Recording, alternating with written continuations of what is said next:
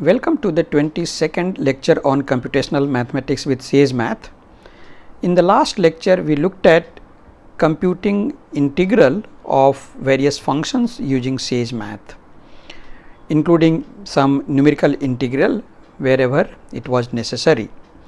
So, in this lecture, we will look at two things. One, we will look at what is average value of a function, and secondly, we will look at how to find improper integrals. So, let us get started.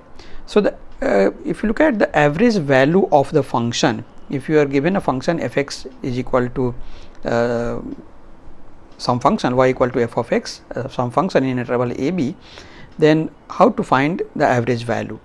If you recall, the average of set of values or set of numbers one finds using adding all of them and dividing by the total number of the points, right. So, the idea of finding average value of integral is also very similar. So, instead of adding these values in case of individual points, you integrate the function, that means find the area in that interval and divide by the length of the interval. That is what is called average value of the function. So, this is how we calculate. Of course, we need function to be Riemann integrable, then only this integral will make sense, we can find the area. So, for example, if I look at a simple problem, a car travels with velocity y is equal to 40 plus 10 between t equal to 0 and t equal to 5. If you have to find the average velocity, then what will you do? You will just integrate this function between 0 to 5 and divide by the length, the time interval, which is 5. So, that is how we calculate. Let us calculate this using Sage. It is quite simple. So, define t as a variable, a and b as 0 to 5, this is the velocity, and the average velocity is 1 upon b minus a into integral of vt with respect to t from a to b. And if you print, this is what you get. 20 is the average velocity when the car is traveling using this velocity. Similarly, let us look at another problem. So, suppose you have a room which temperature is 25 degrees Celsius and keep a cup of coffee at 90 degrees Celsius.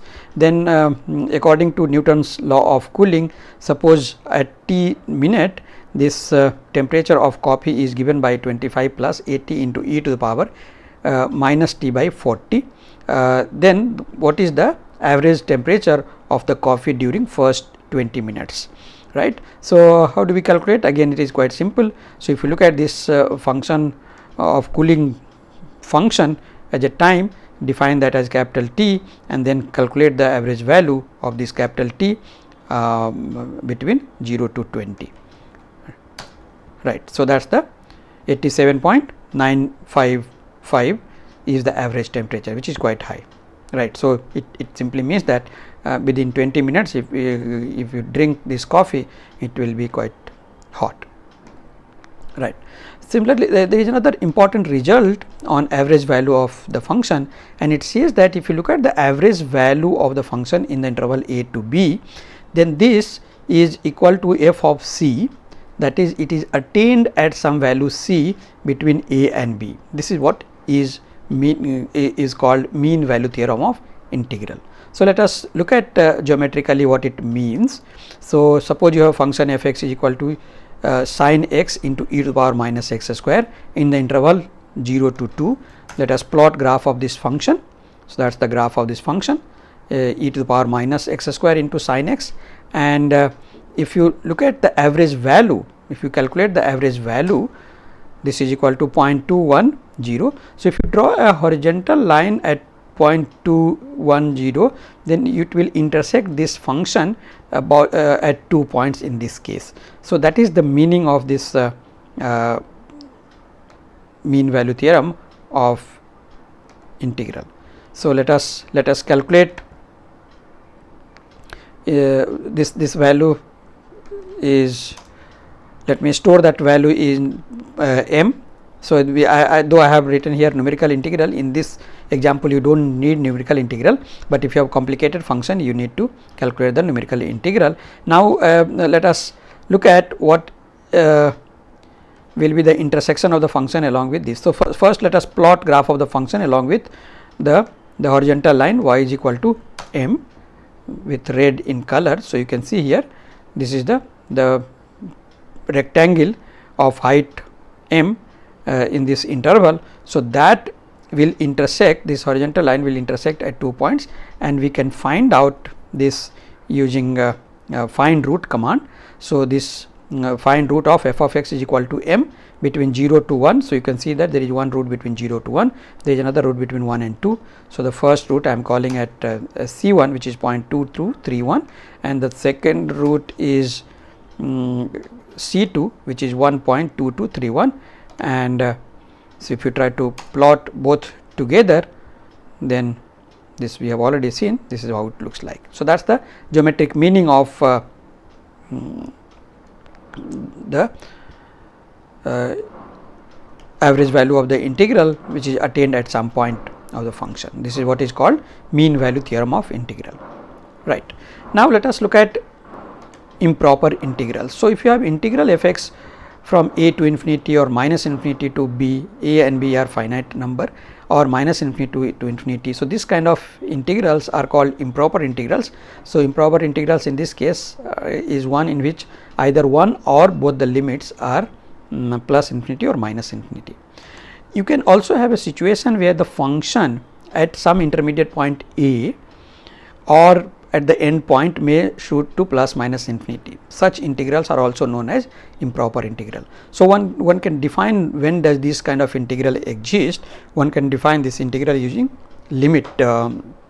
So, for example, if I want to define integral of f x from a to infinity, generally one finds integral from a to t f x dx and take the limit of that as t goes to infinity. If that limit exists, we say that this integral is convergent, and the value of that limit is the value of this integral, right.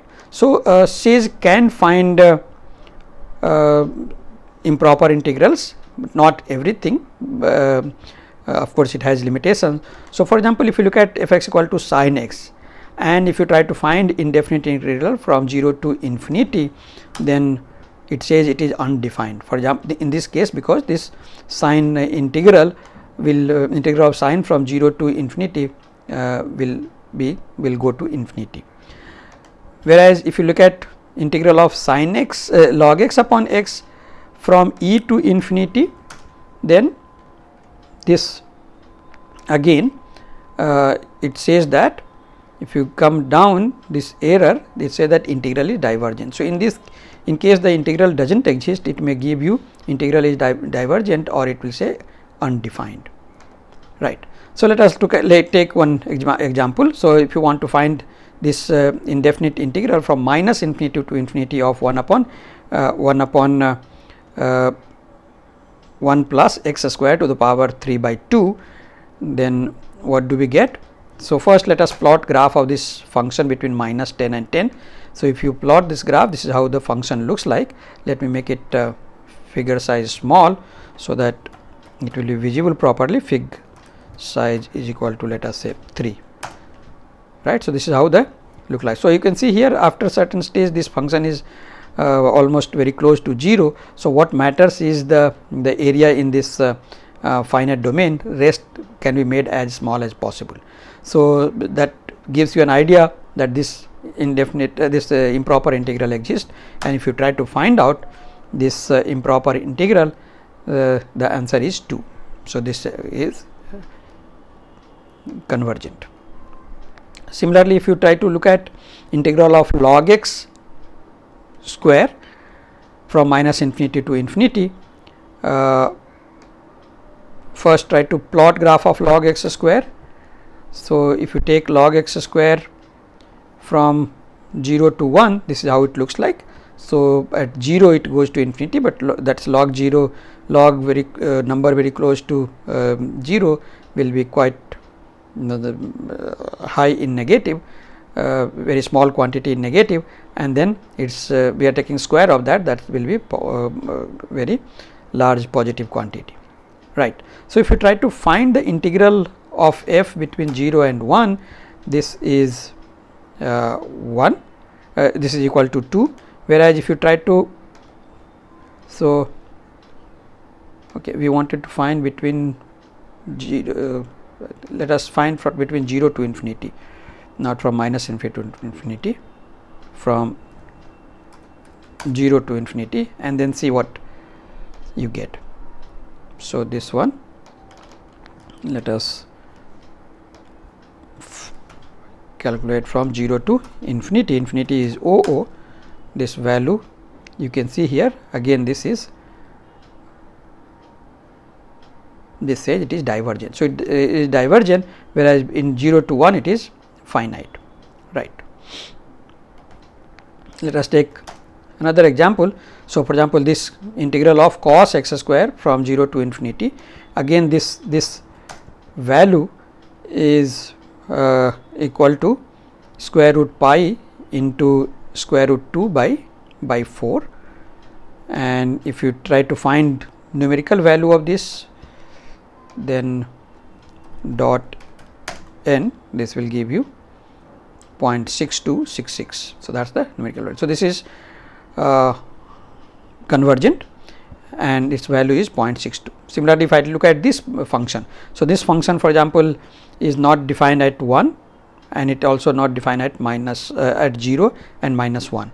So, if you try to plot graph of this function between, let us say, first let us try to plot between 0 to 10, then you can see here it gives you some error that there is domain error at point close to very close to 0 and 1 is a problem. So, this is how the graph looks like. If you change the domain, so if you change the domain, for example, let us say 1 to 10, then at 1 again it goes to infinity. I have restricted the y range to 10, you can make it, let us say, 100. So, in that case, this is how you can see, right. So, if you try to find the integral of this, what is the function? The function is 1 upon x into square root x square minus 1. So, integral of this between 1 to infinity, this value is pi by 2, and the same integral between 0 to 1 that does not exist. So, that does not exist. So, you can see here again this integral is improper integral, because at 1 it has the function goes to infinity, and at also 0 the function goes to infinity. In fact, it is not defined there. So, these are called improper integral, and many times, I mean, if the improper integral exists, then Sage will be able to find. One of the application of improper integral you must have seen is called beta gamma function. So, how does one define gamma function? Let us see. So, suppose you define x and n as variable, and we will think of as integer, or it can be any positive number. So, if you take integral of e to the power minus x into x to the power minus n x to the power n minus 1 x, this is minus gamma n x, whereas if you assume n to be positive and calculate this integral, this is what is called gamma of n. So, gamma of n is defined as integral from 0 to infinity, integral from 0 to infinity of the function e to the power minus x into x to the power n minus 1. This is what is called gamma function, gamma of n. So, and this is actually this one can think of as generalization of factorial function. So, for example, if you look at what is if you try to plot gamma function, this is how it looks like. Let us plot in smaller domain. So, 0 to, for example, let us say 1 to 6, sorry, this 1 to 6. So, gamma function is inbuilt in SageMath, though we defined.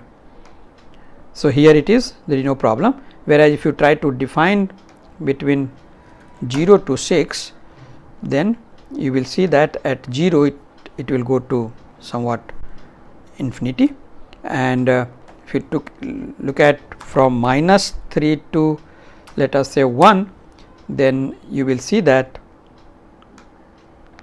at negative integers this gamma function is not defined, and so if you try to restrict the y range, let me say y max is equal to say 20, and let me also say fig size is equal to, sorry, this fig size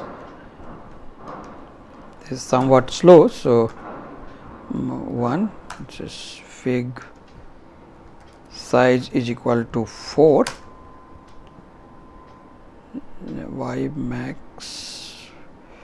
min also I will say y min is equal to, let us say, minus 10. Yeah, so now you can see here the except at negative integers and 0 the gamma function is defined, and this is how it looks like. Right. So, if you look at what is the value of gamma 7, what is value of gamma 7? This is 720, which is 6 factorial.